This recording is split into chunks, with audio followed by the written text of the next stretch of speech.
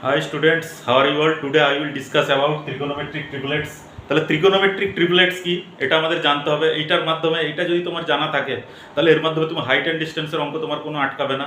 সাথে trigonometric-এর বহুত অনেক কিছু প্রবলেম আছে যেগুলো কিন্তু এই জিনিসটা জানলে কিন্তু তোমার সেটা আটকাবে না। তাহলে জিনিসটা কি আমরা জানি, চলো trigonometric triplets কি। trigonometric-এর বেসিক জিনিস কি, তোমাকে ত্রিগোনোমেট্রিকের যে রেশিওগুলো তোমাকে জানতেই হবে। Sine theta, cos theta, tan theta, cosec theta, sec theta, cot theta, সেগুলো তো তোমাকে জানতেই হবে। সাথে পিথাগোরাস থিওরেম, এটা খুবই ইম্পর্টেন্ট, এটা ত্রিগোনোমেট্রিতে কাজে লাগবেই। আর এটাই আমরা জানি যে তিনটে জিনিস থেকে, একটা হচ্ছে হাইপোটেনাস, একটা হচ্ছে পারপেন্ডিকুলার, আর একটা হচ্ছে বেস। তাহলে আমরা কি জানি পিথাগোরাস থিওরেম অনুসারে, না hypotenuse square equal to perpendicular square plus base square. তাহলে ত্রিগোনোমেট্রিক ট্রিপলেটস কি এটা আমরা দেখব। দেখো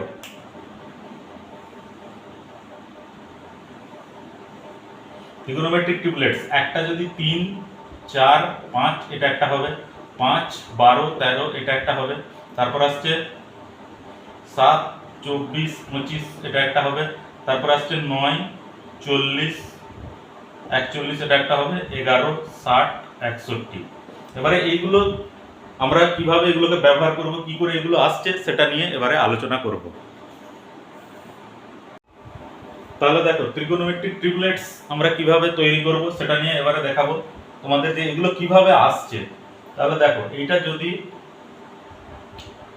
একটা ত্রিভুজ হয়, এটা একটা রাইট অ্যাঙ্গেল ট্রায়াঙ্গেল, এটা দেখতেই পাচ্ছি যে এটা একটা রাইট অ্যাঙ্গেল ট্রায়াঙ্গেল, কোণটা থিটা। তাহলে এইটা 3 হলে এইটা হবে 4, এটা হবে 5, এটা তোমাকে মনে রাখতে হবে। এটা কেন বলছি, ধরো এরকম একটা ত্রিভুজ তোমাকে দিল,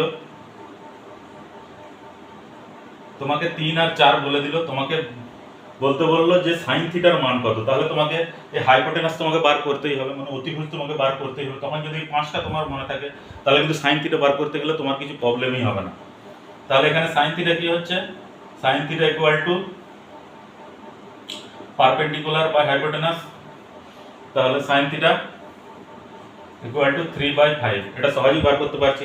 কিন্তু তুমি যদি এরকম ভাবে বার না করে এটাকে যদি আবার এই সূত্র তো পেলে এইরকম করে বার করতে যাও, x square equal to 3 square plus 4 square, তাহলে কিন্তু তোমার প্রচুর টাইম লাগবে। তোমার যদি মনে থাকে এটা 3 হলে এটা 4 হবে, এটা 5 হবে, তাহলে কিন্তু তুমি চট করে সাইন থিটা কস থিটা যাই বলবে সেই মানটা তুমি বার করে নিতে পারবে।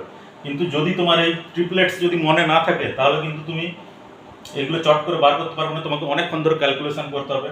এটাই শর্ট ট্রিক্স। এই ট্রিপলেটসের মাধ্যমে আমরা এইভাবেই কিন্তু হাইট অ্যান্ড ডিস্টেন্সের অঙ্কও করতে পারি, ত্রিগোনোমেট্রিকের অঙ্কও কিন্তু অনেক হাইট অ্যান্ড ডিস্টেন্স ছাড়াও যে অঙ্কগুলো আছে ত্রিগোনোমেট্রিতে সেগুলো কিন্তু করতে পারি। তাহলে এরকম 3, 4, 5 এটা একটা হলো, এটা যেমন, আর দেখো সেরকম এটাও হবে 5, এটা হবে 5, এটা হবে 12, এটা হবে 13। সবসময় মনে রাখবে সব থেকে বড় যেটা সেটা কিন্তু সবসময় হাইপোটেনাসের মান হবে, কারণ হাইপোটেনাস সব থেকে বড়, এর মান সবসময়। সব থেকে ছোটটা কিন্তু পারপেন্ডিকুলার মান হবে, আর মাঝেরটা কিন্তু সব সময় হবে, দেখো সব সময় মাঝেরটা হবে বেসের মান। তাহলে এইটাতে কি হচ্ছে, এইটাতে hypotenuse equal to 5, base equal to 4 R perpendicular equal to 3। এটাতে hypotenuse equal to 13, base equal to 12 R perpendicular equal to 5। দেখো একটা আমি করে দেখিয়ে দিচ্ছি এটা কিরকম ভাবে মিলে যাচ্ছে। 5, 12, 13, আরেকটা এই যে দেখাচ্ছি, আর এটা হচ্ছে 7, এটা হচ্ছে 24 আর একটা হচ্ছে 25।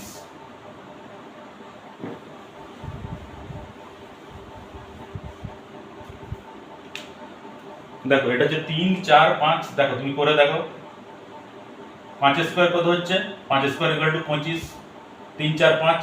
তাহলে আমরা কি জানি, অতিভুজ square equal to hypotenuse square equal to perpendicular plus base square.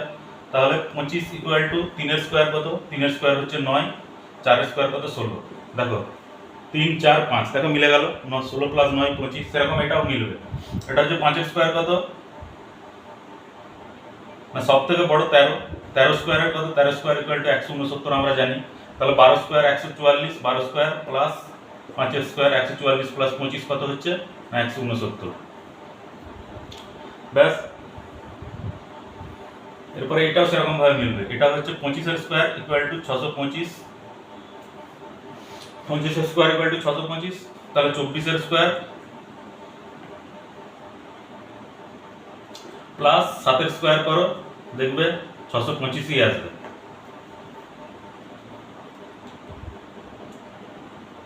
চব্বিশ চব্বিশ এটা কত হয় 576, 576-এর সঙ্গে 50 যোগ করলে কত হবে তোমার 626, 49 যোগ করলে 625। তাহলে দেখো এটাও মিলে যাচ্ছে, তাহলে মিলে যাচ্ছে। এগুলো তো বুঝতেই পারছি যে মিলে যাচ্ছে, মিলবে তো অবশ্যই, এগুলো যেহেতু ফর্মুলা আছে। এবার এগুলো আসছে কি করে সেটা দেখাবো।